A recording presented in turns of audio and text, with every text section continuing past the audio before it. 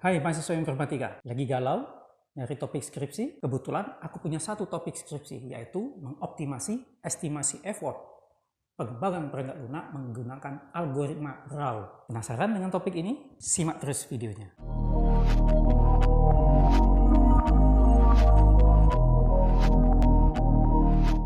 Channel ini berisi pembahasan tentang topik-topik skripsi terbaru di bidang informatika yang kamu bisa ambil guna keperluan skripsi kamu. So, agar kamu tidak ketinggalan dengan topik-topik terbaru yang dibahas, jangan lupa tekan tombol subscribe dan nyalakan tanda loncengnya.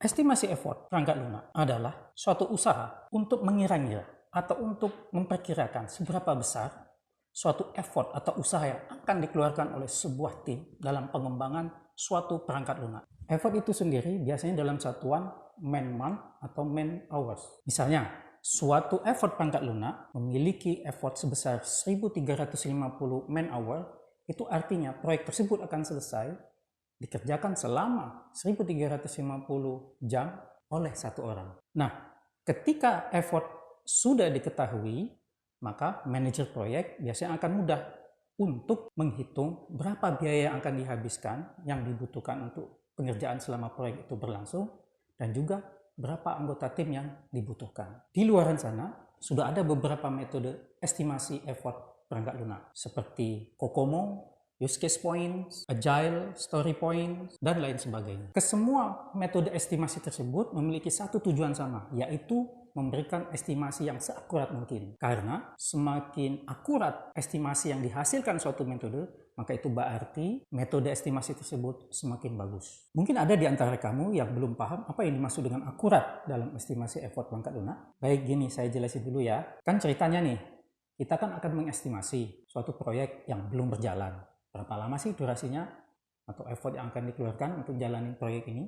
Misalnya nih, setelah kita kalkulasi menggunakan salah satu metode estimasi effort perangkat lunak, diperolehlah nilai effort estimasinya adalah sebesar 1270 man-hour. Nilai estimasi perkiraan atau estimated effort atau nilai estimasi kira-kira. Nah, kurang lebih gitulah. Ya, namanya juga estimasi kan. Bisa saja tepat, bisa juga meleset. Namun yang penting, kalaupun dia meleset, ya melesetnya nggak jauh-jauh banget. Ya syukur-syukur tepat. Nah, setelah dilakukan estimasi effort, proyek jalan dong, ya nggak? Kan jalan dulu tuh, udah kerja segala macam. Nah, selama proyek itu berjalan, dihitung tuh berapa lama proyek itu berjalan sampai selesai. Jadilah kita dapat kan waktu atau berapa effort yang dikerjakan oleh proyek selama proyek itu berjalan. Nah, misalnya setelah proyek berjalan, diperolehlah ternyata proyek itu berjalan sampai selesai selama atau effortnya yang dikeluarkan adalah 1200 man-hour. Nah, effort yang diperoleh setelah dihitung berdasarkan proyek yang sesungguhnya berjalan, inilah yang disebut sebagai actual effort atau real effort, yaitu memang sesuai fakta yang berlangsung di lapangan. Nah, setelah nilai effort aktual kita peroleh, maka kita bisa menghitung selisih antara nilai effort aktual dengan effort estimasi. Nah, semakin kecil nilai selisih dari effort aktual dengan effort estimasi, ini menunjukkan bahwa semakin bagus metode estimasi tersebut. Sebaliknya, semakin besar nilai selisih antara nilai effort estimasi dengan effort aktual, maka menunjukkan metode estimasi tersebut semakin buruk. Sudah jelaskan sampai sini? Jika belum, jangan sungkan-sungkan, tulis aja pertanyaan kamu di kolom komentar ya. Setiap metode estimasi memiliki jumlah parameter pembobotan yang berbeda-beda. Sebagai contoh, metode estimasi use case points memiliki 3 parameter pembobotan. COCOMO memiliki 1 parameter pembobotan. Dan Agile memiliki 13 parameter pembobotan. Parameter-parameter pembobotan inilah yang akan dioptimasi oleh algoritma optimasi yang nanti tujuan akhirnya adalah untuk menghasilkan nilai estimasi yang seakurat mungkin. Tapi by the way, dari tadi aku ngomong soal optimasi. Sudah pada paham belum ya tentang optimasi? Jika pada banyak yang belum paham, baiklah aku coba jelasin ya secara singkat. Kan tadi sudah aku jelasin bahwa setiap metode estimasi akan memiliki parameter-parameter pembobotan. Setiap parameter-parameter itu akan memiliki rentang nilai masing-masing. Misalnya, metode estimasi use case points yang tadi memiliki 3 parameter, itu memiliki rentang nilai masing-masing adalah 5 sampai 7,49 untuk parameter simple, kemudian 7,5 sampai 12,49 untuk parameter average, dan 12,5 sampai 15 untuk parameter kompleks. Nah, tugas dari algoritma optimasi inilah yang akan menemukan kombinasi antara nilai-nilai bobot parameter tadi agar bisa menghasilkan dan menemukan hasil yang paling optimal. Atau dengan kata lain, hasil effort estimasinya adalah yang paling akurat. Jadi misalnya, sebagai contoh ya, kita running tuh algoritmanya sebanyak 5 kali. Diperolehlah nilai effort estimasi beserta kombinasi bobot nilai masing-masing parameter, yaitu 1270, 1300, 1275, 1411, dan 1100. Karena effort aktualnya adalah sebesar 1200, maka dari kelima hasil running tadi, effort estimasi sebesar 1270 inilah yang paling optimal karena dia yang paling mendekati dengan effort aktual. Setelah kita lihat, ternyata kombinasi bobot parameter yang menghasilkan nilai effort estimasi sebesar 1270 ini adalah yaitu 5,04, 8,11, dan 14,9. Nah, kurang lebih begitulah tugas utama dari algoritma optimasi. Terus, bagaimana dong algoritma RAW itu bekerja? Baik, aku coba jelasin ya. Algoritma RAW ditemukan oleh Ravi Pudi Venkata Rao pada tahun 2020 dan telah dipublikasikan di International Journal of Industrial Engineering Computations. Sebenarnya algoritma RAW ada 3 varian, yaitu RAW 1, RAW 2, dan RAW 3. Namun untuk penjelasan ini, saya akan jelasin cuman yang RAW 1 aja ya. Pertama, membuat populasi.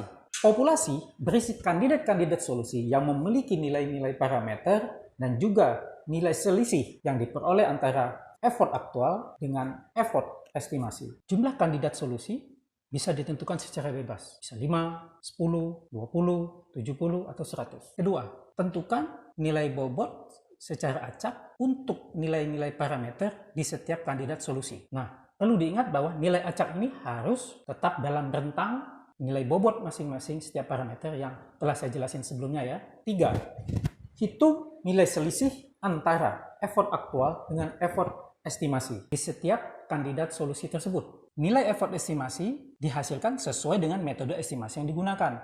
Apakah itu use points, COCOMO, Agile, ya harus menyesuaikan dengan rumus metode estimasi itu masing-masing. Keempat, tentukan kandidat solusi terbaik dan kandidat solusi terburuk. Kandidat solusi terbaik adalah kandidat yang memiliki nilai selisih yang paling kecil dibandingkan dengan kandidat-kandidat solusi lainnya. Sebaliknya, kandidat solusi terburuk adalah kandidat yang memiliki nilai selisih yang paling besar dibandingkan kandidat-kandidat solusi lainnya. Tabel 1 menunjukkan nilai bobot dari parameter-parameter yang ada beserta nilai-nilai selisihnya. Kebetulan di tabel 1 ini memiliki 2 parameter, yaitu X1 dan X2. Kelima, bangkitkan nilai acak antara 0 sampai 1 untuk masing-masing parameter. Pada contoh kali ini, untuk tabel 1, diperolehlah nilai acak R1 sebesar 0,1 dan nilai acak R2 yaitu sebesar 0,5. Keenam, update kedua nilai parameter menggunakan algoritma RAW 1. Untuk parameter X1, cara mengupdate-nya adalah dengan memasukkan nilai bobot X1 pada sebelumnya, yaitu X1 yang sebelumnya, kemudian ditambah dengan nilai acak R1 tadi, kemudian dikali dengan hasil dari pengurangan nilai bobot dari kandidat terbaik dikurangi nilai bobot parameter dari kandidat yang terburuk. Begitu pula untuk mengupdate parameter yang kedua atau X2. Caranya adalah dengan memasukkan nilai parameter X2 sebelumnya ditambah dengan nilai acak R2 yang tadi telah dibangkitkan dikali dengan nilai parameter terbaik dikurangi dengan nilai parameter dari kandidat terburuk. Hasilnya bisa kita lihat bahwa X1 yang terbaru nilainya adalah min 7,2 dan X2 terbaru adalah 5. Setelah diperoleh nilai parameter X1 dan X2 yang baru, maka kita ulangi lagi untuk menghitung nilai selisih pada setiap kandidat-kandidat solusi tersebut. Nah, sekarang kita sudah punya tuh tabel 1 dan tabel 2, maka kita bandingkan berdasarkan nilai selisih antara tabel 1 dan tabel 2. Misalnya, kandidat 1 tabel 1 harus dibandingkan dengan kandidat 1 di tabel 2, dan seterusnya. Hasil perbandingan ini kamu masukkan di tabel 3, seperti pada contoh. Ketentuan untuk menyimpan kandidat solusi di tabel 3 adalah pilihlah nilai selisih estimasi yang terkecil di antara kandidat-kandidat solusi di antara kedua tabel tersebut. Sebagai contoh, nilai selisih pada kandidat 1 pada tabel 1 adalah 349 dan nilai selisih kandidat pertama di tabel 2 adalah sebesar 76,84. Sehingga kita bisa simpulkan bahwa kandidat solusi pertama dengan nilai selisih sebesar 76,84 inilah yang di tabel 2 inilah yang bisa dimasukkan ke tabel 3. Nah, kamu ulangi cara ini untuk membandingkan juga kandidat solusi kedua, 3, 4, dan 5. Hasil lengkapnya bisa Anda lihat di tabel 3.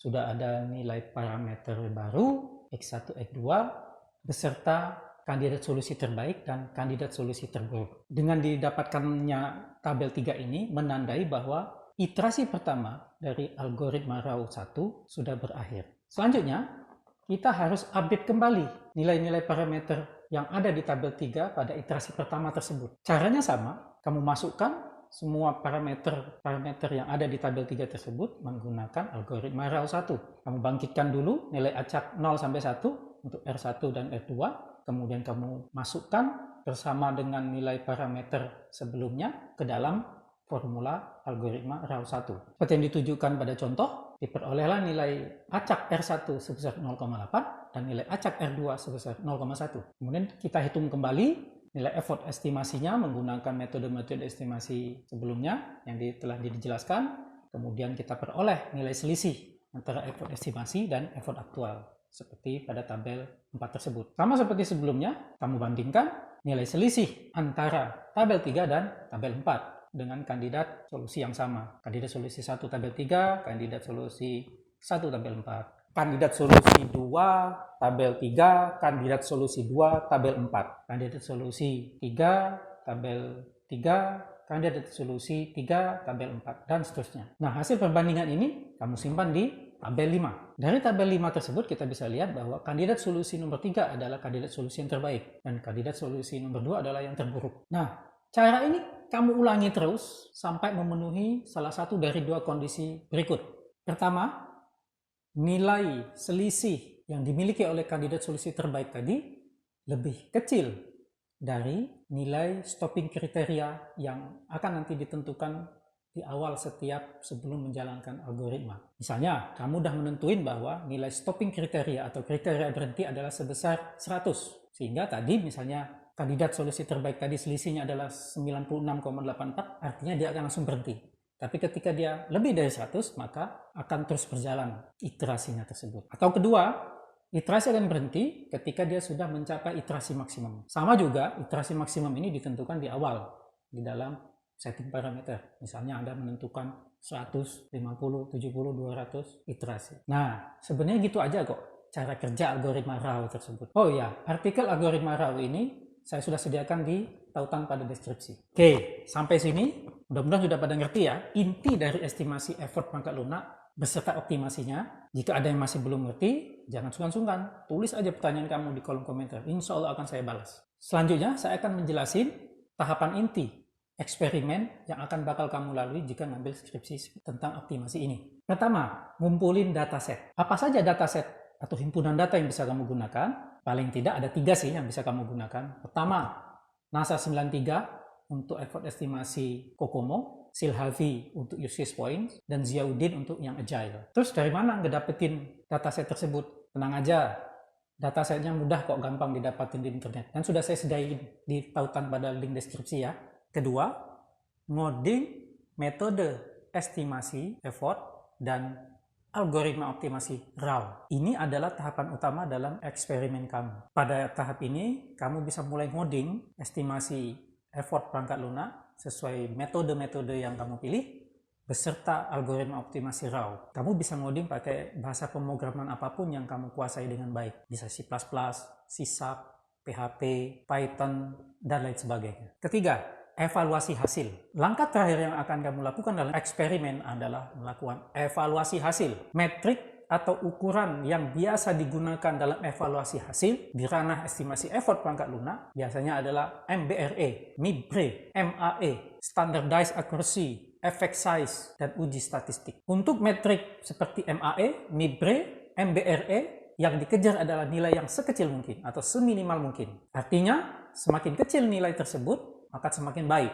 Sedangkan standardized accuracy untuk mengetahui apakah optimasi yang dilakukan benar-benar memberikan nilai estimasi yang meaningful. Bagaimana kita tahu bahwa estimasi yang dihasilkan setelah dioptimasi tersebut meaningful? Ini nanti dapat kamu ketahui dengan membandingkan nilai standardized accuracy dari estimasi effort yang dioptimasi dengan nilai estimasi yang dihasilkan dari metode secara acak atau P0. Sedangkan effect size adalah untuk mengetahui seberapa besar pengaruh yang dihasilkan oleh algoritma RAW yang telah diterapkan di metode estimasi. Pengaruhnya bisa dikatakan kecil apabila mendekati 0,2, sedang apabila mendekati 0,5, dan besar apabila mendekati 0,8. Nah, sedangkan untuk uji statistik, kamu bisa gunakan alat uji statistik yang sesuai untuk membuktikan bahwa apakah setelah dilakukan optimasi hasilnya signifikan atau tidak.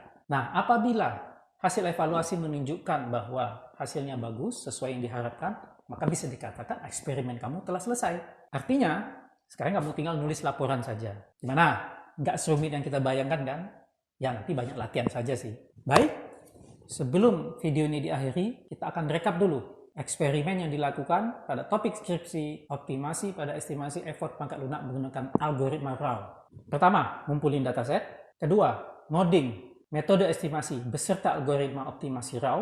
Dan ketiga, evaluasi hasil. Nah, bagaimana? Tertarik dengan topik ini? Berasa tertantang? Jika ada hal-hal yang kamu masih belum ngerti dan kurang paham atau kurang jelas, jangan sungkan-sungkan. Lagi-lagi tulis aja pertanyaan kamu di kolom komentar ya. Kamu jangan lupa klik like and share-nya juga ya. Oke, calon pejuang skripsi informatika. Sekian dulu pembahasan topik skripsi dari saya.